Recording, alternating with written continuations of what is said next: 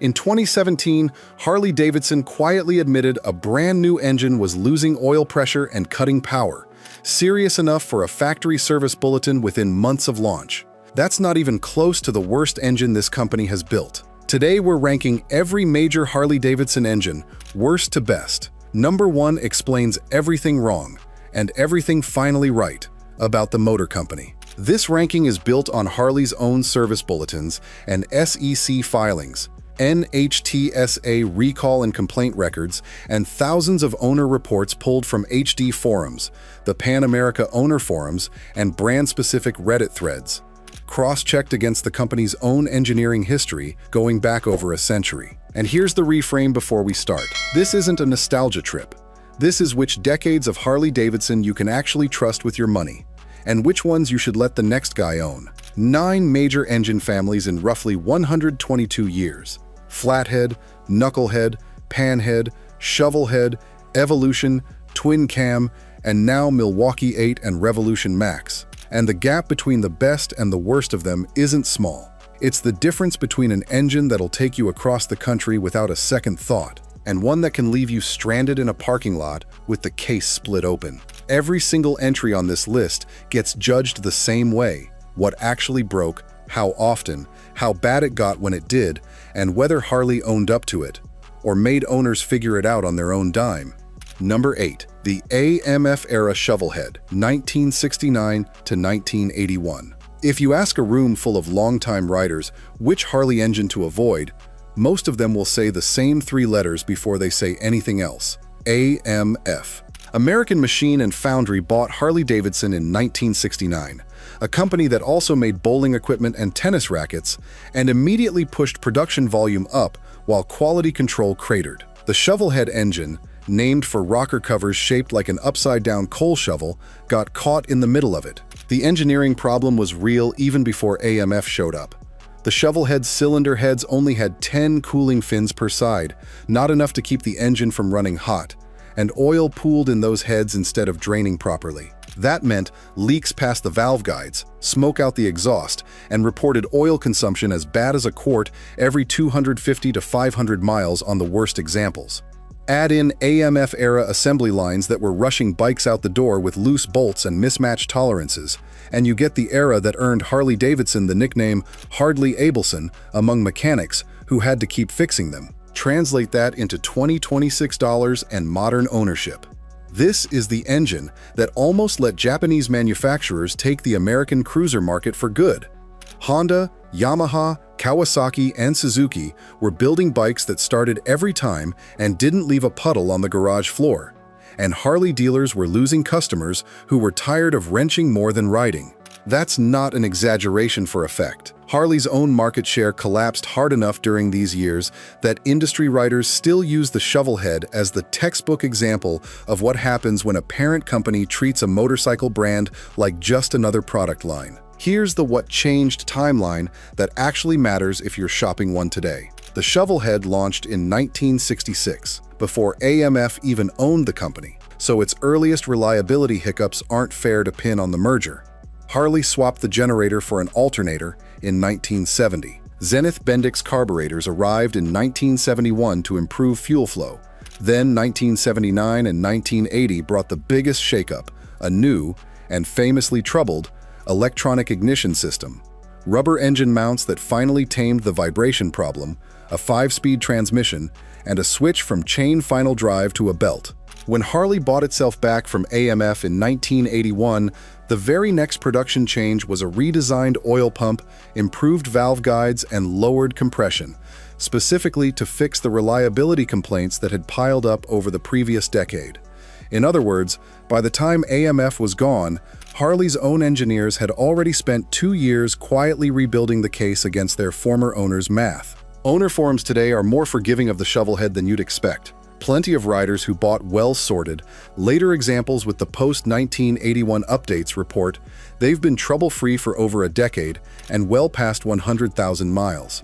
But the honest baseline, even from Harley loyalists, is that you're buying a project first and a motorcycle second. If you want a Shovelhead, budget for an external oil cooler, expect some seepage as a fact of life, and buy the paperwork, not just the bike. because on this engine, the difference between a lemon and a legend usually comes down to who wrenched on it and when. Number 7. The Ironhead Sportster's roughest years, 1979 to 1981. The Ironhead Sportster engine ran from 1957 all the way to 1985, and, for most of that run, it was a genuinely likable little V-twin. But drop into the tail end of the AMF era, specifically 1979 through 1981, and you get a version of this engine that owners still bring up as a cautionary tale on Sportster forums. Despite a 997cc displacement that should have made more power, those model years were putting out roughly 55 horsepower, hampered by electrical gremlins, excessive vibration from a solid-mounted frame, and oil leaks that started showing up right out of the crate. The vibration issue wasn't just an annoyance. Because the engine wasn't rubber-mounted, the constant buzz at highway speed would work bolts and fasteners loose over time, and riders reported parts working their way off the bike entirely. Turn signals, mirror mounts, even fender hardware. For a company trying to sell an entry-level, lower-priced bike to new riders, that's a brutal first impression. And it's worth remembering that the Sportster was frequently a new rider's very first Harley. It's a genuine shame those years happened in the middle of the run, because the Ironhead as a whole has a much better reputation than that snapshot suggests. It debuted in 1957 at 55 cubic inches, and would go on to become the longest continually produced model line in Harley's entire history, eventually growing into the 883 and 1000cc versions that built the reputation for scrappy, tunable performance. The Sportster name still trades on today. The XLCH variant even carried real racing credibility in the 1960s. That's what makes the late AMF slide so jarring. This wasn't a fundamentally weak design, it was a proven platform that got starved of quality control at exactly the wrong moment in the company's history. What this means for a buyer today, if you're shopping vintage Ironheads, the 1979 through 1981 window is the one to have inspected bolt by bolt before you hand over cash, because the design flaws of that specific era are baked into the metal, not just bad luck from one owner's garage. Step outside that window, earlier XLCH-era bikes, or the cleaned-up 1982 to 1985 models that came after Harley's buyback, and you're looking at a genuinely charming, mechanically simple little V-twin that a lot of longtime riders still consider one of the most honest Harleys ever built. By the way, I've put all of this into a proper handbook. What to pay, what to inspect, which years to walk away from, in your pocket when you're standing in front of a bike. Scan the code on screen. Number 6. The Twin Cam 88, 1999 to 2006. The twin cam replaced the Evolution engine in 1999 and was supposed to be Harley's next big step forward. Instead, it became one of the most infamous reliability black eyes in the company's modern history, and it's the reason so many twin cam owners can recite the words cam chain tensioner like a curse word.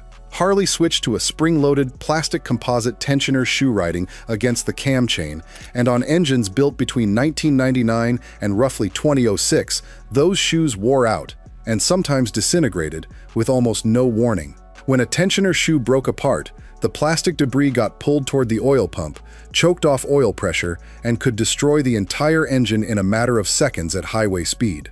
Owner reports on HD forums described failures anywhere from 7,500 miles to 30,000 miles, which made the problem almost impossible to predict or budget for.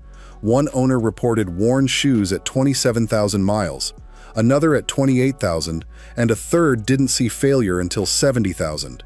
That tells you this wasn't a simple mileage interval problem. It was a material that was never going to hold up long-term, no matter how gently you rode it. There's actually a second, less talked about failure mode layered on top of the tensioner issue. Most twin cam 88 crankshafts were pressed together rather than welded, which made them prone to twisting under stress. A problem that gets worse, not better, with any performance upgrades. That's why independent mechanics split this engine's production run into two danger zones.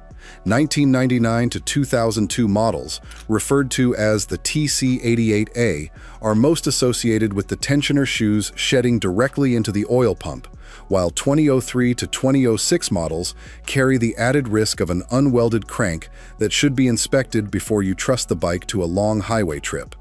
Harley never issued a formal safety recall for the tensioner shoes themselves, though the company did extend the warranty on a related rear cam bearing issue in January 2001 after a nationwide class action was filed in Wisconsin State Court, a case that bounced through the Wisconsin Court of Appeals and Supreme Court for years afterward. What Harley did do, quietly, was fix the underlying design, starting with the 2006 Dyna line and rolling out to the rest of the Big Twin family with the Twin Cam 96 in 2007. The company switched to a hydraulic tensioning system paired with a higher flow oil pump, and that combination has proven genuinely durable ever since. For a buyer, the math is simple. A dealer-quoted upgrade to the later hydraulic tensioner setup runs somewhere around $700 for stock parts and closer to $1,200 with the improved kit. And that's before you factor in labor to pull the front exhaust and cam cover to even get eyes on the problem. A pre-2007 twin cam with the original plastic tensioners still installed is a repair bill waiting to happen if it hasn't been done already. Verify the upgrade before you buy, not after. Number 5. The first generation Revolution Max, 2021 to 2023. This one's recent enough that a lot of viewers are living it right now. The Revolution Max debuted in the 2021 Pan America and later powered the Sportster S and Nightster. And on paper, it's Harley's most advanced engine ever. Liquid-cooled, double overhead cams, up to 150 horsepower. In practice, the first 3 model years read like a checklist of first-generation growing pains. NHTSA opened Campaign 22 V030 in January 2022 over an instrument cluster software error that could kill the speedometer display and the neutral indicator mid-ride. And Harley separately recalled close to 27,000 early Pan Americas over a seat-based defect. Beyond the official recalls, owner forums for the Pan America catalog a familiar list. Undersized charging systems with stator and rotor assemblies that failed at idle. Fuel pumps prone to giving out in the 15,000 to 25,000 mile range, and wiring harness faults that triggered random limp mode events, sometimes with only a few hundred miles on the odometer. One owner on the Pan America forums described the bike hitting limp mode twice within its first 100 kilometers. Another owner documented a full engine failure at 920 miles. The bike simply died mid-acceleration in third gear on the highway, while a different rider bought a used 2022 model with 19,000 miles that had already changed hands once, only to have the charging system fail within another 1,000 miles, followed shortly by a failing fuel pump. The Revolution Max isn't a small or experimental corner of Harley's lineup either, which is part of why these growing pains mattered so much. This is the engine family Harley has said will eventually scale from 500C all the way up to 1250C across multiple models, and it debuted first in the 2021 Pan America before expanding into the Sportster S, that same platform launch window, and the Nightster in 2022. Replacing a first-generation charging system, stator, rotor, and starter clutch together runs somewhere between $1,000 and $2,000 in parts alone if you're out of warranty, and Harley's more recent factory upgrade kit for the charging system runs closer to $5,000 installed. That tells you how seriously the company eventually treated the problem. What actually changed the story is that Harley kept issuing fixes. A redesigned charging system, a revised fuel pump, and updated wiring, and by the 2024 model year, most of the core mechanical issues had been engineered out, with PanAmericaForums.com members reporting 40,000 to 80,000 plus miles on 2022 and 2023 bikes running reliably once the stator and fuel pump had been addressed. If you're buying used, that's the line in the sand. A 2021 or 2022 Revolution Max bike is buying someone else's beta test unless the charging and fuel pump upgrades are already done, while a 2024 or newer model is a genuinely different ownership experience. Number 4. The Panhead, 1948 to 1965. Not every entry on this list is a horror story, And the Panhead is where the list starts to turn a corner. Named for rocker covers that looked like upside-down cake pans, the Panhead added aluminum cylinder heads and, in 1948, hydraulic valve lifters. A genuine quality-of-life upgrade that made these engines noticeably easier to live with than the knucklehead that came before them. Better oil circulation meant fewer of the catastrophic failures that plagued earlier Harley twins, and the aluminum heads ran cooler and lighter. That doesn't mean the Panhead is maintenance-free by modern standards. These are engines built for an era when riders expected to be their own mechanics, with points ignition, manual chokes, and oil leaks that period owners simply treated as normal wear. But compared to what came directly before and directly after it in this ranking, the Panhead earns real respect. It's the engine that powered Harley through the golden era of the touring bike, including the 1965 introduction of the Electra Glide with its first electric starter, and helped define the classic look and sound that the brand still leans on in its marketing today. The what changed story here is mostly quiet, incremental refinement rather than crisis management, which is exactly why this engine sits comfortably in the middle of this ranking. Where the knucklehead before it needed a total loss oiling system that demanded constant attention, the Panhead's recirculating oil design was simpler to live with day to day. For a collector or restoration buyer, a well-sorted Panhead is a genuinely reliable ride by vintage standards. The operative phrase being well-sorted, since 40-plus-year-old gaskets and seals are the real variable, not the core engine design. Ask about top-end work history before you buy, because these motors do want attention roughly every 15,000 to 20,000 miles, even when everything's been done right. Number 3. The Twin Cam 96 and 103, 2007 to 2016. Here's the redemption arc for the Twin Cam family. Once Harley fixed the cam chain tensioner problem with the hydraulic system in 2006 and 2007, the same basic engine architecture that had been such a liability suddenly became one of the most dependable big twins the company ever built. The Twin Cam 96 debuted in 2007 alongside a new 6-speed cruise drive transmission, bringing lighter pistons, shorter connecting rods, and a redesigned crankcase.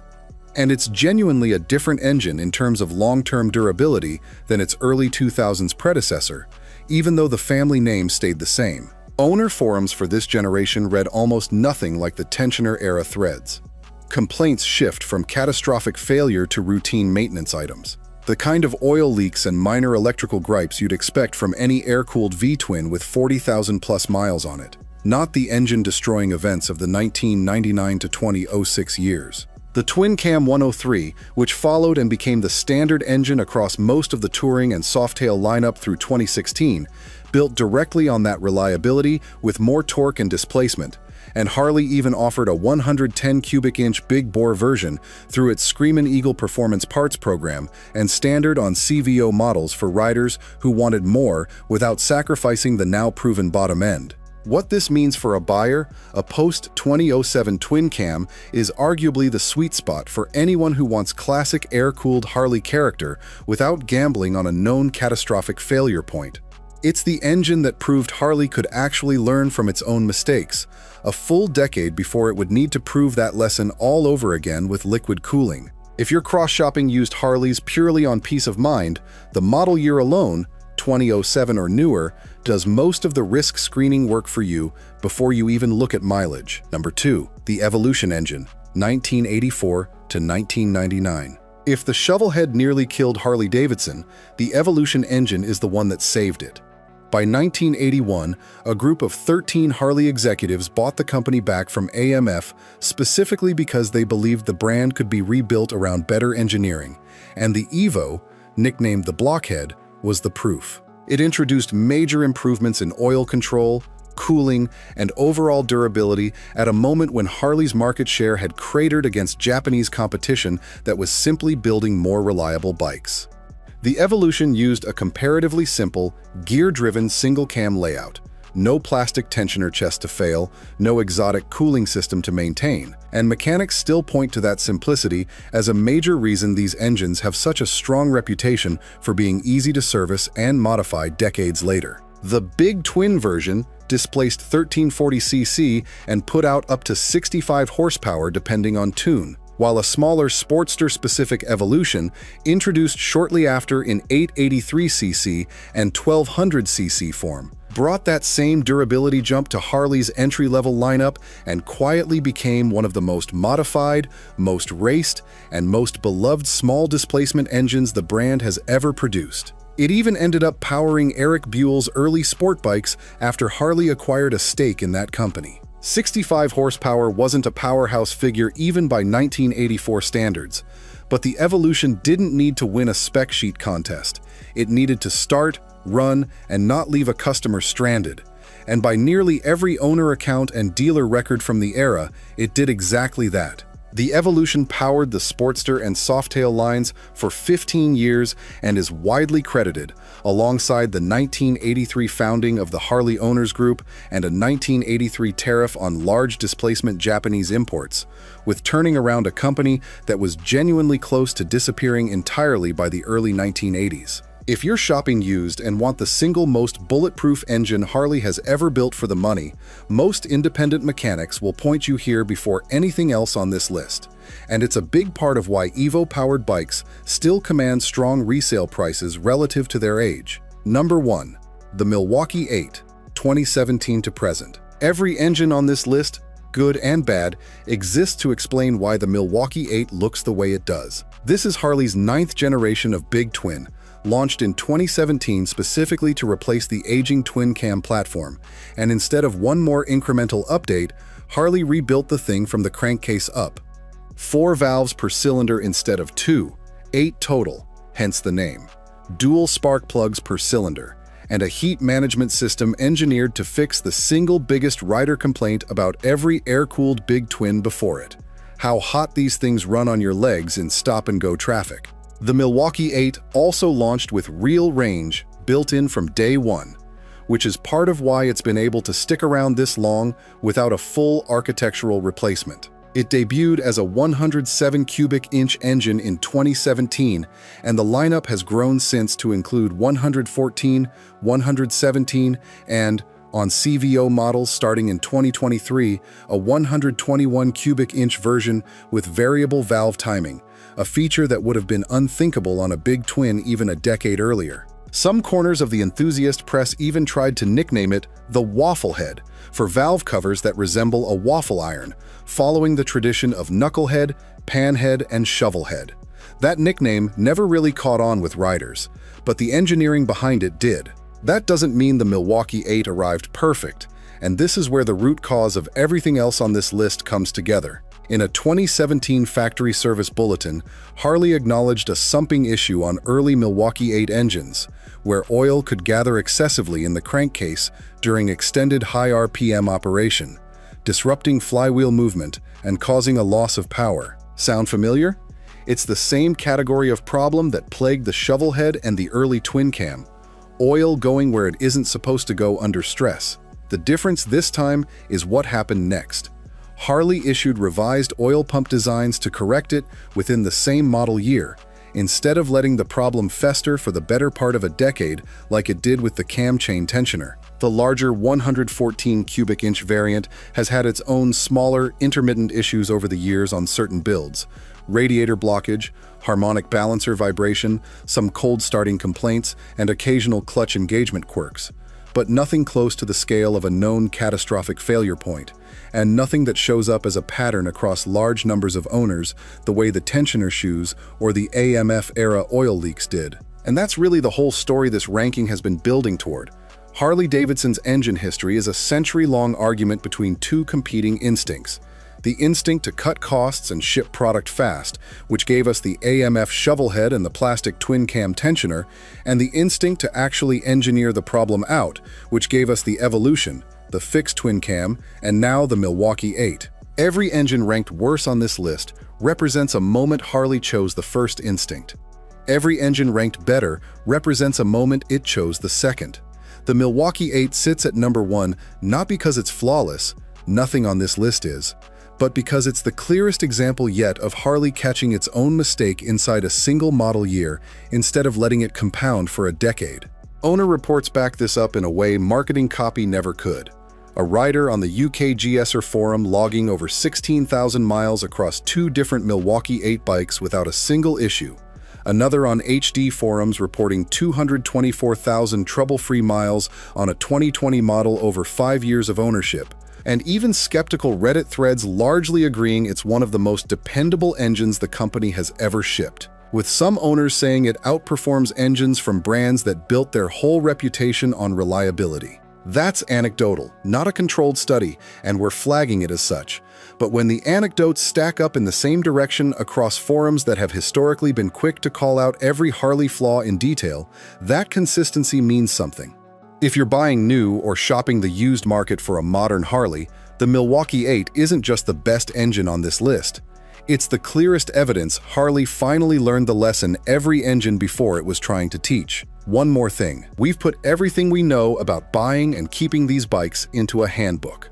109 pages, 10 printable garage checklists, and an honest section on riding into your 60s and 70s. There's a link in the description, and with the code RIDERS, you'll get 15% off. If you pick it up, come back and tell us which chapter you used first. If this ranking told you anything, it's that engine problems don't happen in a vacuum. They happen because of decisions made in boardrooms, on assembly lines, and in dealer service departments long before you ever throw a leg over the bike. And once you start separating the real engineering failures from the stuff riders just repeat because they heard it from somebody at a bike night, a lot of the conventional wisdom about this brand starts to fall apart. That's exactly the story we dig into next, in 15 Harley myths everyone still believes, but are totally wrong because half of what riders assume about this brand's reliability, past and present, doesn't hold up once you actually check the record. Go watch it next, and you'll never look at a Harley showroom floor the same way again.